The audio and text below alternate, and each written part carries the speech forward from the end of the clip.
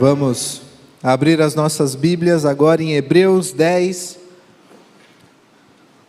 Vamos dar continuidade. Acho que há 3 domingos atrás eu preguei em Hebreus 10, do versículo 19 até o versículo 25, dia 13/6. E essa semana eu fiquei pensando, ou melhor, há 3 semanas atrás eu fiquei pensando no que eu iria pregar, na próxima vez que eu fosse pregar, e eu estava lendo em Atos, se eu não me engano, capítulo 5, sobre Gamaliel, e a forma ali que ele falava no Sinédrio, sobre a mensagem de Cristo, sobre os discípulos ali, meio que intercedendo pela vida dos discípulos. E aí essa semana eu comecei a estudar esse texto, mas eu vi que não estava assim, vindo, e Deus colocou no meu coração essa continuação desse texto de Hebreus, Hebreus 10, 26 a 31, 25 a 31. E esse texto ele é pesado para a gente. Nós às vezes estamos acostumados com pregações de encorajamento, como o Arley falou de manhã, pregações que não falam nada sobre o pecado. Às vezes nós vemos na internet pastores com milhões e milhões e milhões de visualizações no YouTube, falando uma teologia que na verdade não tem nada a ver com a palavra, uma teologia que coloca o homem no centro de tudo. E aqui nós vemos o quão sério é estar na presença de Deus. Então, Hebreus 10, a partir do 26, a palavra de Deus diz assim: se continuarmos intencionalmente no pecado, depois de receber o pleno conhecimento da verdade, já não resta mais sacrifício pelos pecados, mas uma terrível expectativa de juízo e um fogo ardente que destruirá os adversários.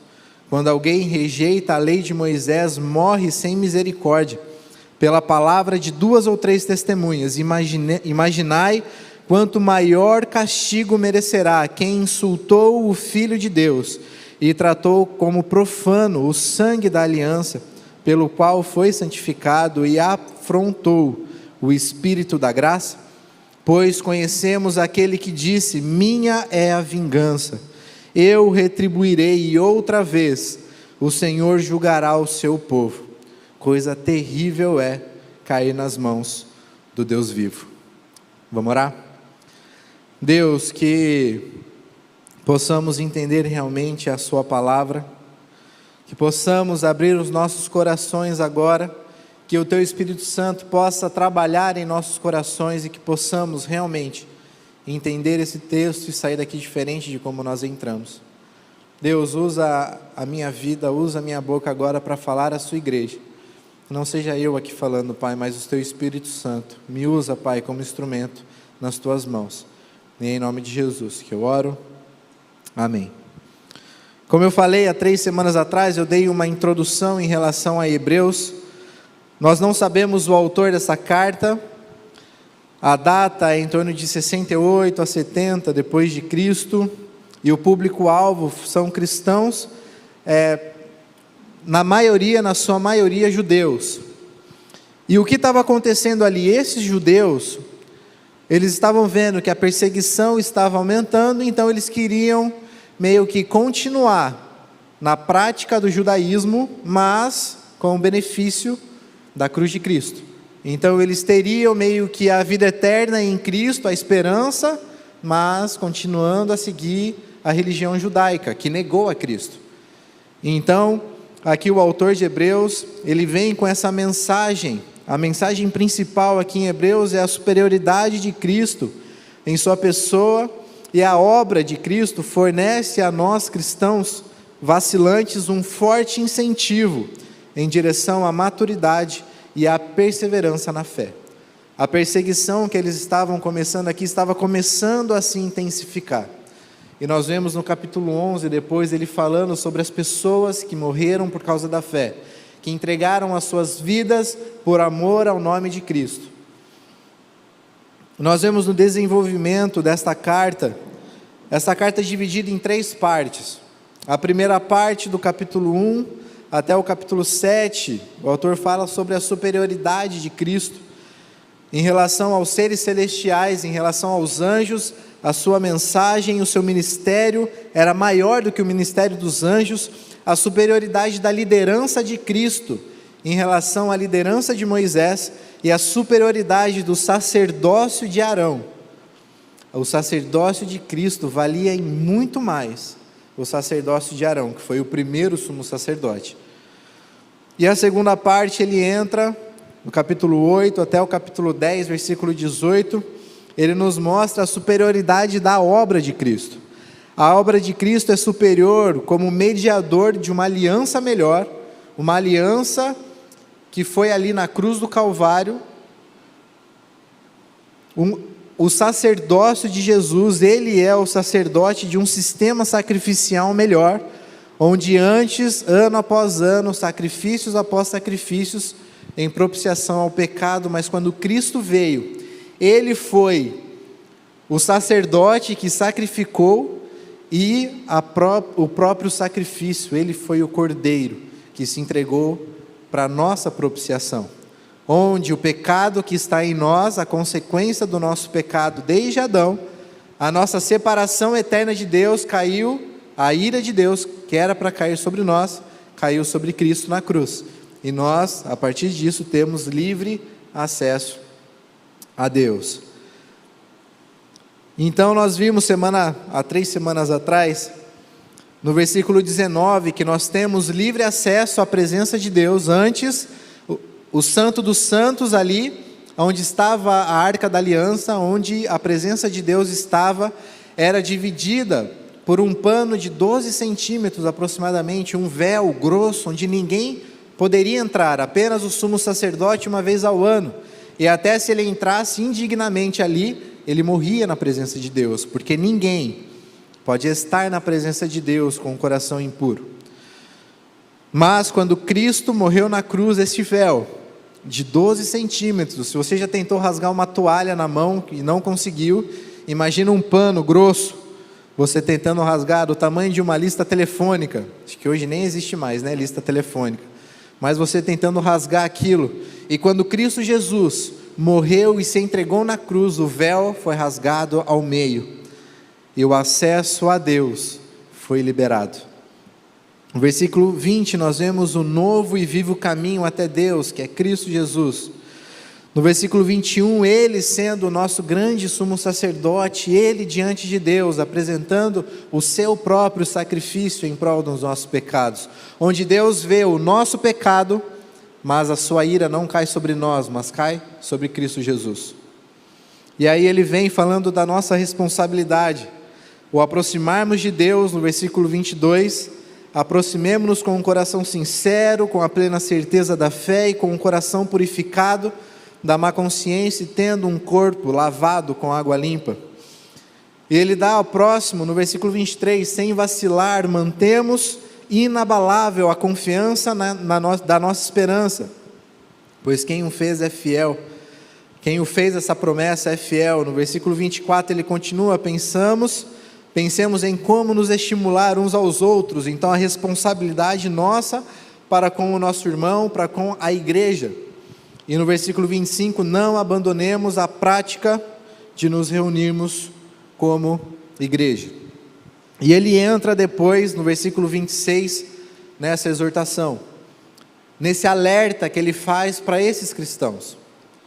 Aqui o ideal, essa palavrinha de transição, não seria o se, como está aí em muitas traduções, mas seria o portanto.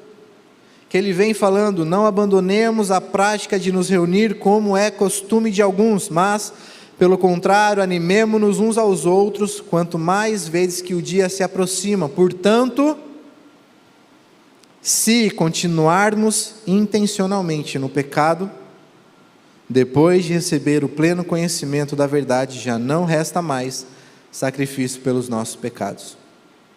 Essa transição que ele está falando aqui, ele está falando, ligando o que ele está ensinando, a parte prática, a partir do versículo 10, capítulo 10, versículo 19, A prática, depois de saber sobre a superioridade de Cristo, sobre a superioridade da obra de Cristo, a superioridade da pessoa de Cristo, do seu sacrifício, ele fala a nossa responsabilidade para com Deus, o buscar, o adorar, chegar até Ele com coragem. E ele fala também sobre a nossa responsabilidade aqui, ele traz para nós esse alerta: pois se continuarmos intencionalmente no pecado. Quando nós tiramos esse texto do seu contexto, nós achamos que ele está falando aqui de uma pessoa que sabe que algo é pecado e mesmo assim o faz. Mas não é isso que ele está falando aqui. O autor, ele não está falando de qualquer pecado, porque nós vivemos pecando. Infelizmente, nós não somos perfeitos. Nós só seremos perfeitos no céu. Mas aqui, o pecado que ele está falando, é uma coisa que ele vai falar um pouquinho em diante. Ele está falando aqui de uma decisão de coração. Quando eu, sabendo de tudo isso que ele já ensinou antes, decido no meu coração me afastar de Deus, virar as costas a essa verdade, e não ver a Cristo, o seu sacrifício, quem Ele é, realmente como Ele é, com toda a seriedade que é essa mensagem, eu caio nisso. Quando nós, e ele aqui ele está se incluindo, se continuarmos, ele não fala se vocês continuarem, ele se coloca ali. Aqui ele está falando para um público judeu, que estava, na sua maioria judeu, que estava querendo voltar às práticas do judaísmo, e ele fala: se você continuar intencionalmente no pecado, depois de receber o pleno conhecimento da verdade, já não resta mais sacrifício para você. Mas de qual pecado ele está falando? Desses imperativos que nós temos ali a partir do 22, ou se aproximar de Deus. Se você tiver a decisão no seu coração de não se aproximar mais de Deus, eu não quero mais me aproximar de Deus, eu decido no meu coração virar as costas para Deus. No versículo 23, manter inabalável a sua confissão, a confissão que a gente faz ao público, a confissão de que um dia eu entreguei a minha vida a Cristo, a confissão de que eu confesso meus pecados, eu reconheço quem eu sou diante de Deus. E nós vemos que essa confissão, ela é muito grande no batismo, onde ali eu publicamente falo que o velho homem está morrendo e o novo homem ressuscitando em Cristo, uma nova vida ali nascendo para honrar, glorificar e exaltar o nome de Deus. No versículo 24, cuidar dos irmãos, a comunhão na igreja e a prática de se reunir com a igreja. Quando uma pessoa realmente decide virar as costas a esses pecados que ele está falando, ela se torna um apóstata. Aqui, o autor de Hebreus, ele está falando a respeito da apostasia. Uma pessoa que conhece de fato a verdade, uma pessoa que conhece as letras, que conhece a palavra, foi ensinado nas doutrinas, foi ensinado na verdade, mas ele não permitiu que a verdade da sua mente descesse ao seu coração. Aqui ele está falando realmente de uma pessoa que decidiu viver, não se aproximando de Deus, mas se afastando, não mantendo a confissão que um dia fez, mas negando essa confissão, que não cuida mais dos irmãos, não se preocupa mais em levar seu próximo para mais perto de Deus, que este é o nosso papel aqui na igreja, um ajudando, um levando o outro para mais perto de Deus, e decidindo se afastar da igreja. E como eu falei, essa pessoa está vivendo intencionalmente no pecado. Quando nós realmente conhecemos e temos plena consciência, pleno conhecimento da verdade, é uma responsabilidade muito grande, mesmo sem o aceitar a Cristo como Senhor e Salvador. Aqui ele fala, depois de receber o pleno conhecimento da verdade. Esse alerta é para aqueles que estão aqui dentro, da igreja, ouvindo domingo após domingo, pregações, doutrinas, vindo nas EBDs, vindo para a igreja, sendo ensinado e decide se afastar de Deus. E é interessante que esse pleno conhecimento, a palavra aqui é epignócios, que fala conhecimento preciso e correto da verdade. Ele sabe qual é a mensagem da cruz. Ele sabe a consequência daquele que não conhece a Deus através da sua palavra. Ele sabe as doutrinas e mais doutrinas da palavra, mas ele decide continuar intencionalmente vivendo de costas para isso. E agora eu trago essa pergunta: mas será que essa pessoa que ele está falando aqui é realmente uma pessoa cristã salva? O autor de Hebreus, ele não sabe quem ali que está ouvindo a sua mensagem, que está lendo a sua carta, ele não sabe quem é salvo ou quem não é. Nós não sabemos quem são salvos e quem não são.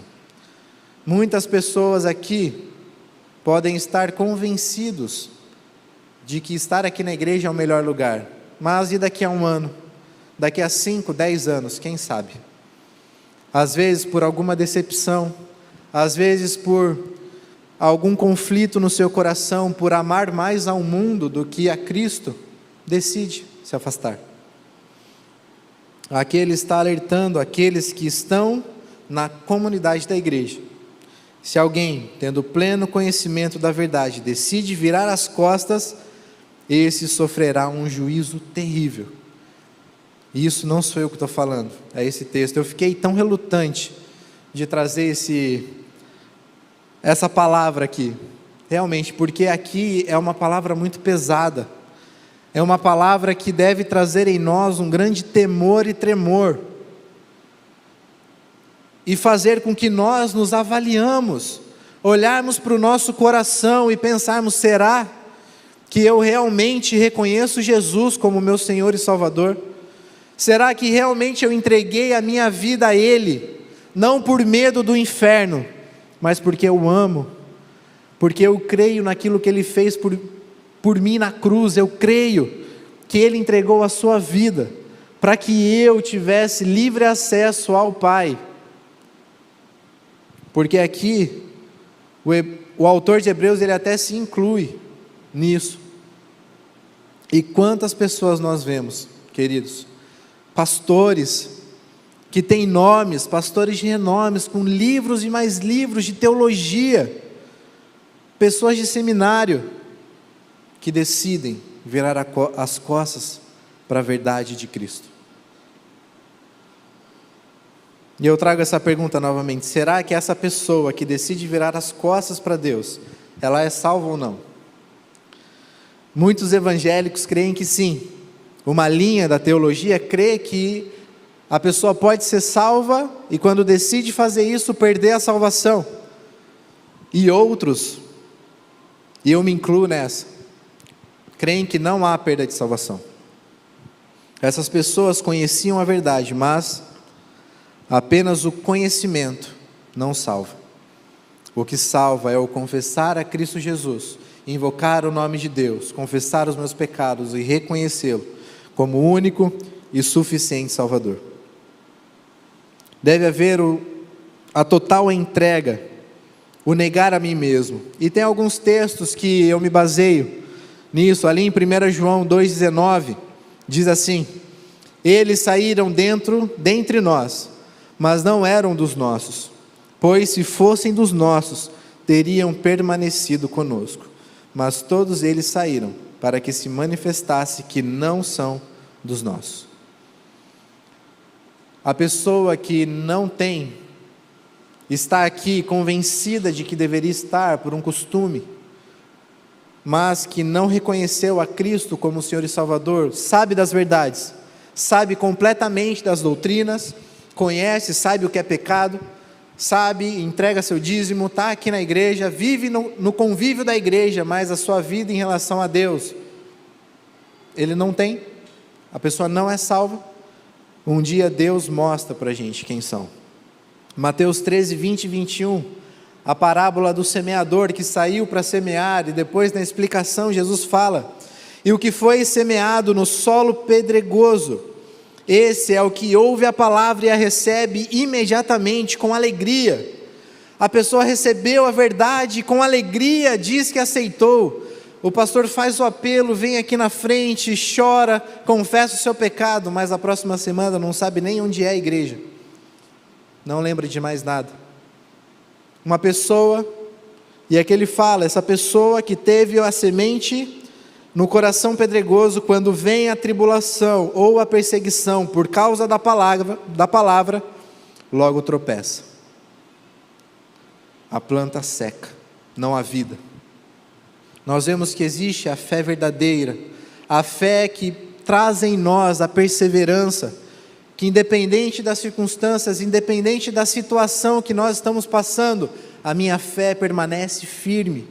Independente das paixões que o mundo me oferece, independente daquilo que acontece muitas vezes aqui dentro que eu não concordo, a minha fé é inabalável, a minha fé permanece até o dia em que Cristo me levar, ou até o dia que Ele vier me buscar, ou até o dia que eu morrer. Mas a pessoa que não entregou de fato a sua vida a Cristo, quando chega a perseguição, quando chega as lutas, quando chega o sofrimento, que ali em 1 Pedro fala que o sofrimento é para provar e comprovar a nossa fé, a pessoa abre mão, a pessoa se afasta, a pessoa vai embora e vira as costas, decide viver no pecado, decide viver deliberadamente no pecado, mesmo conhecendo plenamente a verdade.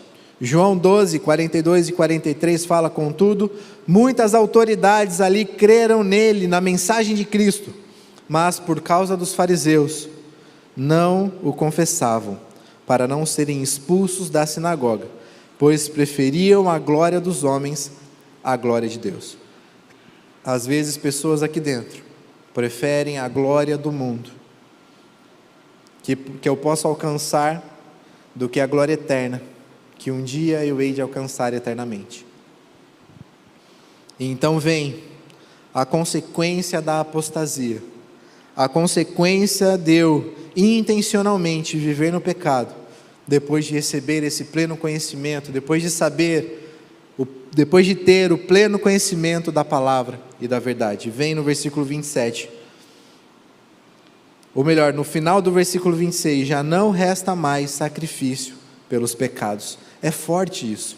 Como assim o sacrifício de Cristo já não é suficiente para essa pessoa? Na verdade, o sacrifício de Cristo é suficiente, sim, mas esta pessoa decidiu negar este sacrifício.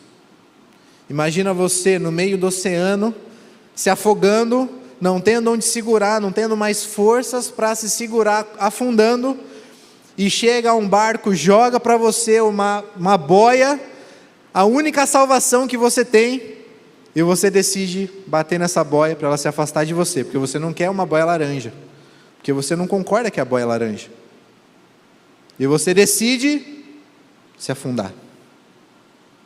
A salvação. Os judeus aqui, lembra que a mensagem aqui eram para judeus que tinham se convertido, que iriam voltar aos sacrifícios antigos. E ele fala: o sacrifício já não é mais suficiente. O sacrifício este que vocês estão realizando já não tem mais nenhum valor. Porque o que eu falei antes, o sacrifício de Cristo, ele é perfeito. O sacrifício de Jesus, ele é eterno. Não há outra salvação a não ser em Cristo Jesus. E a pessoa decide em seu coração abandonar essa salvação. Não crer nessa salvação. Não se apegar a essa salvação. E então ele fala: já não há mais sacrifício pelos pecados. Mas, versículo 27, mas uma terrível expectativa de juízo e um fogo ardente que destruirá os adversários. É pesado esse texto. É forte, vem ao nosso encontro esse texto. O apóstata, Ele rejeita a única solução para o pecado. Ele conheceu essa solução plenamente, mas rejeitou. E a única coisa que ele pode esperar agora é uma terrível expectativa do juízo e um fogo ardente que destruirá os adversários.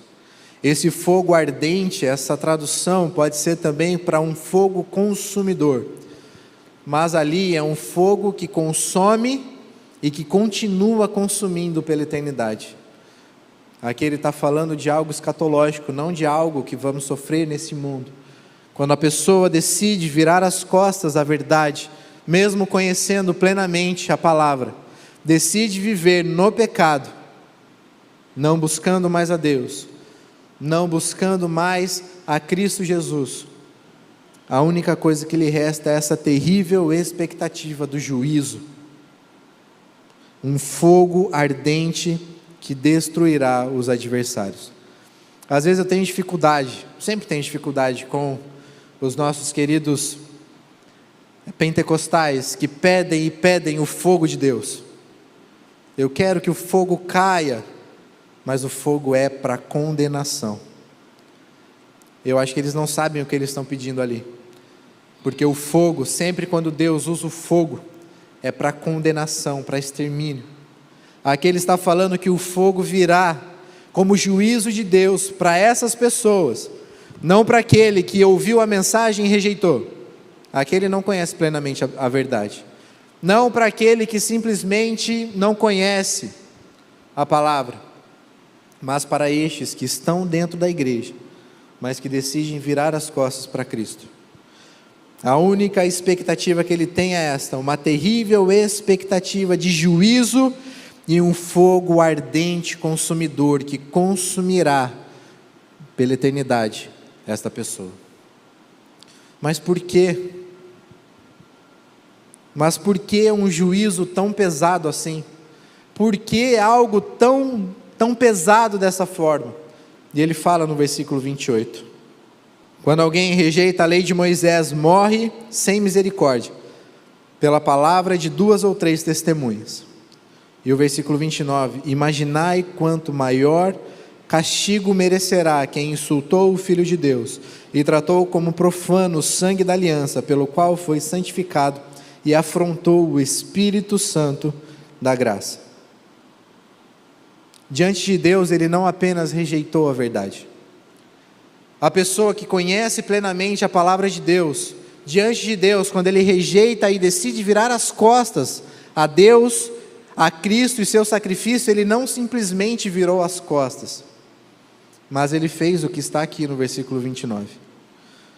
Mas antes disso, por que tão severo? Ele fala, quando alguém rejeita a lei de Moisés, ele traz, os judeus conheciam a lei de Moisés, e ali em Levíticos 24, 13 a 16, ele está citando aqui, então o Senhor disse a Moisés, leva para fora do acampamento o que blasfemou, falando sobre a blasfêmia, todos os que o ouviram, porão as mãos sobre a cabeça dele, e toda a comunidade o apedrejará, e dirás aos israelitas, todo homem que amaldiçoar o seu Deus, sofrerá por causa do seu pecado.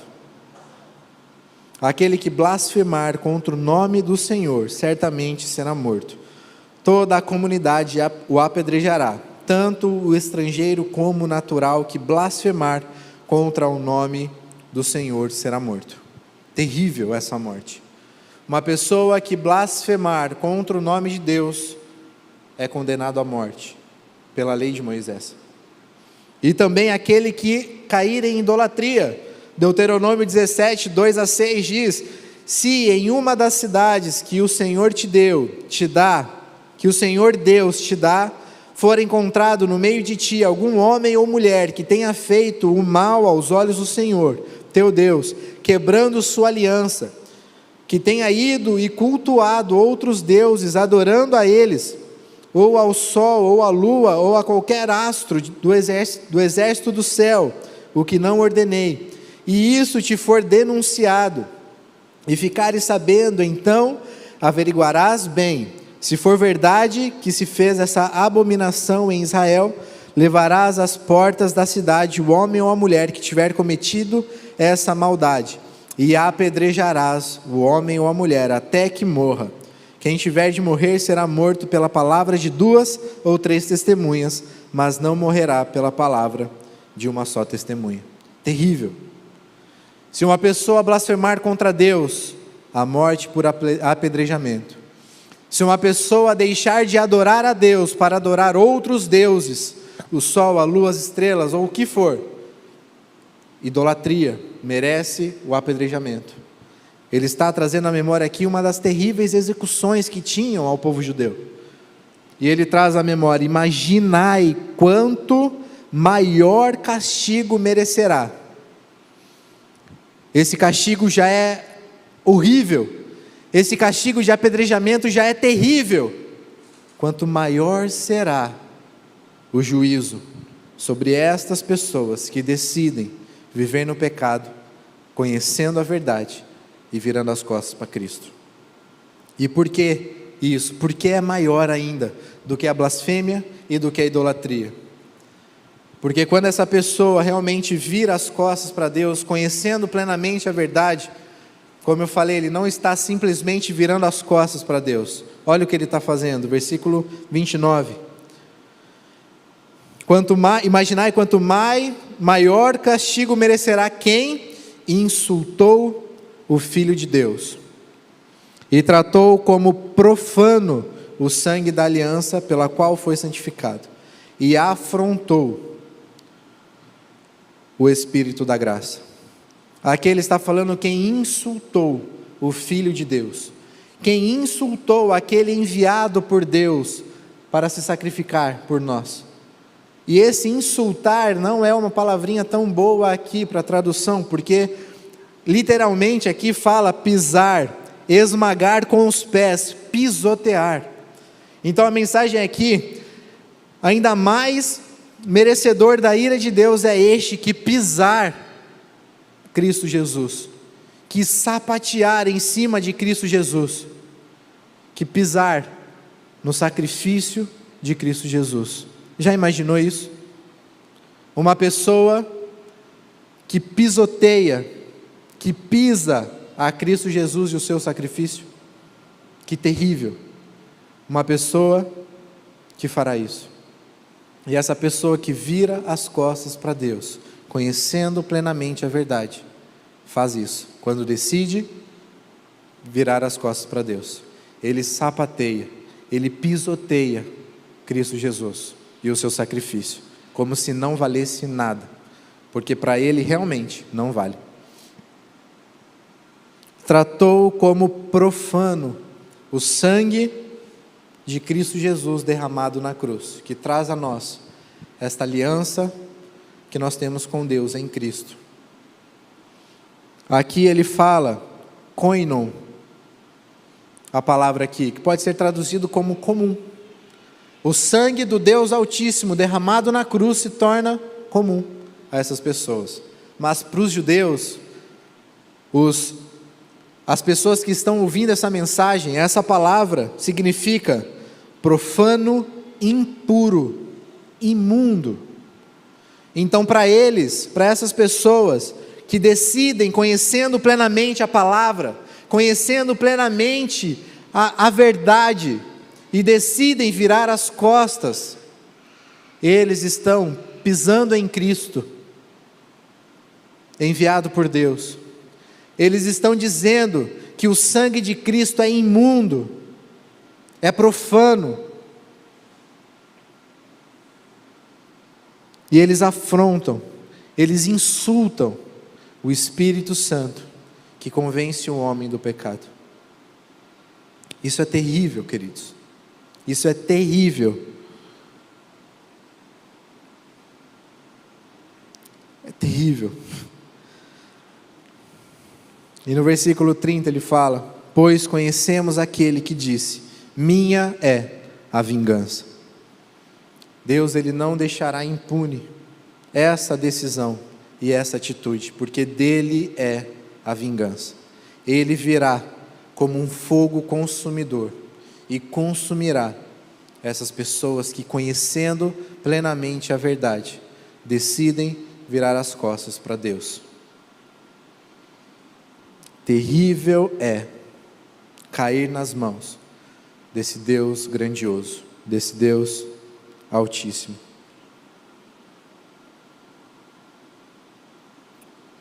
Segunda Pedro 2, 20 a 22 diz: assim, se depois de escapar das corrupções do mundo, pelo conhecimento do Senhor e Salvador Jesus Cristo, são novamente envolvidos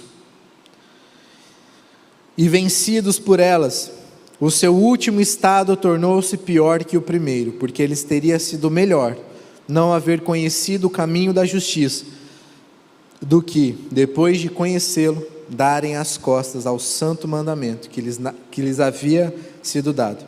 Deste modo, aconteceu-lhe o que diz este provérbio: o cão volta ao seu vômito, e a porca lavada volta a revolver-se no lamaçal.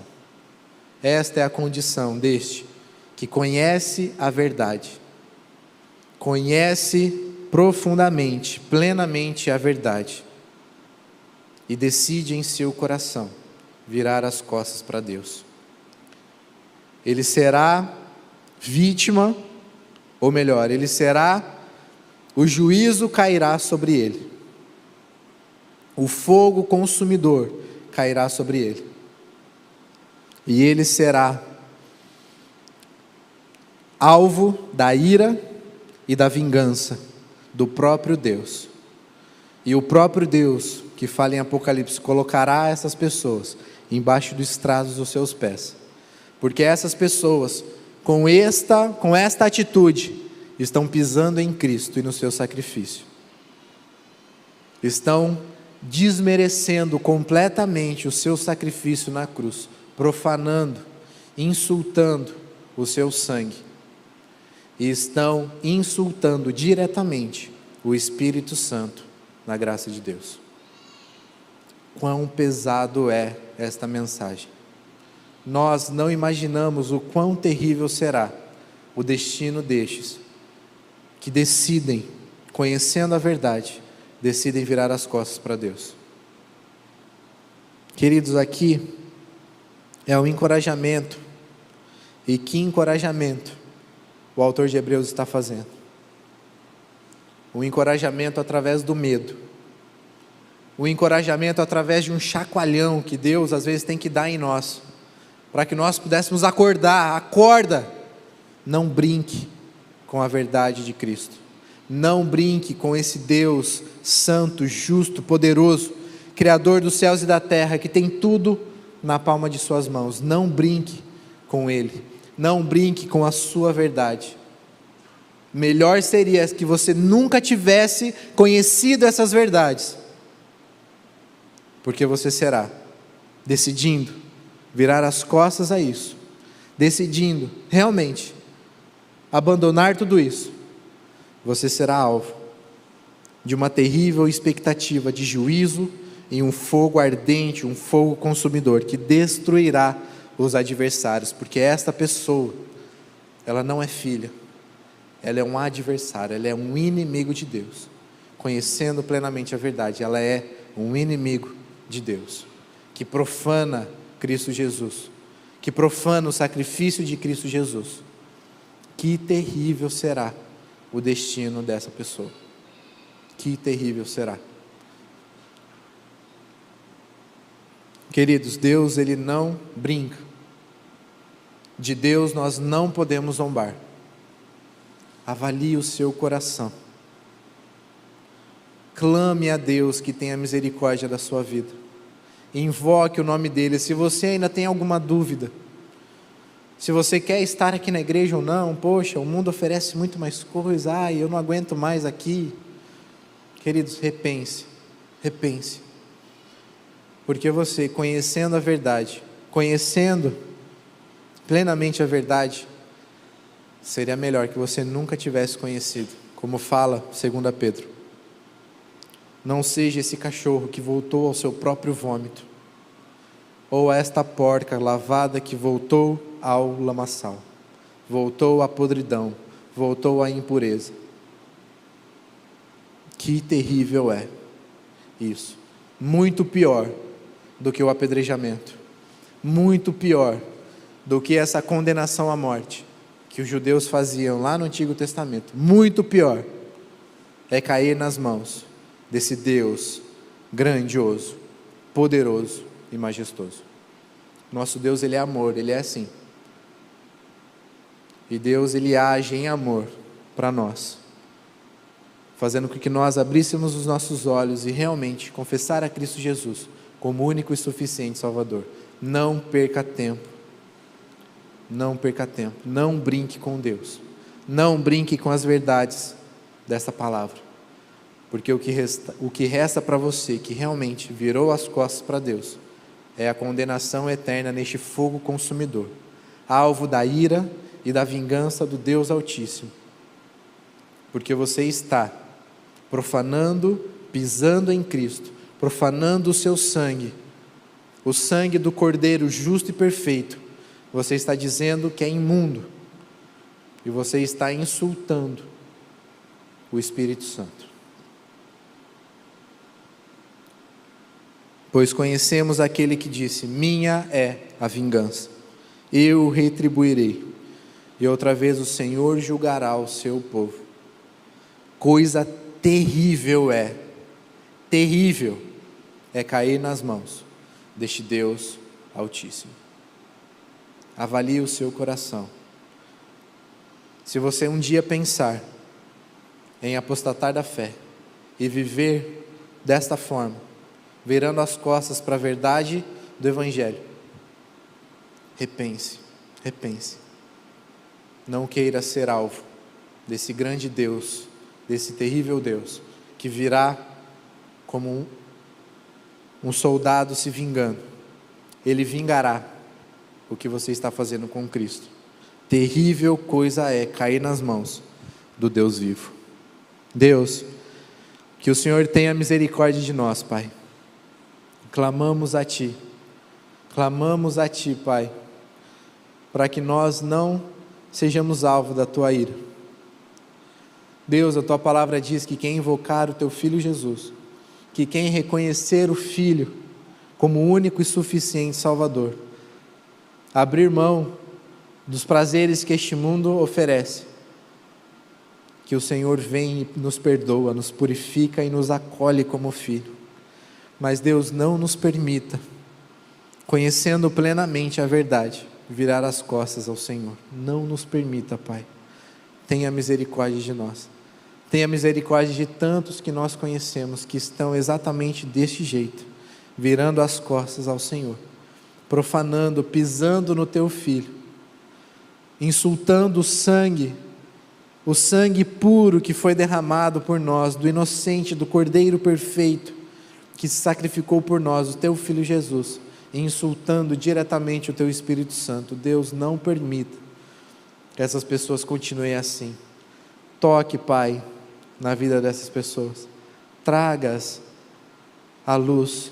Traga-as, Pai, a Tua palavra, que a verdade, esse pleno conhecimento da verdade, possa sair de suas mentes e alcançar o seu coração, para que a salvação ali aconteça, e que essa pessoa seja realmente transformada, frutificando, dando bons frutos, e não sendo mais alvo da Tua ira. Deus, terrível é cair nas Tuas mãos. Que o Senhor tenha misericórdia de nós, não nos permita cair nas mãos do Senhor. Deus, tenha misericórdia de nós, e é em nome de Jesus que eu oro e agradeço. Amém.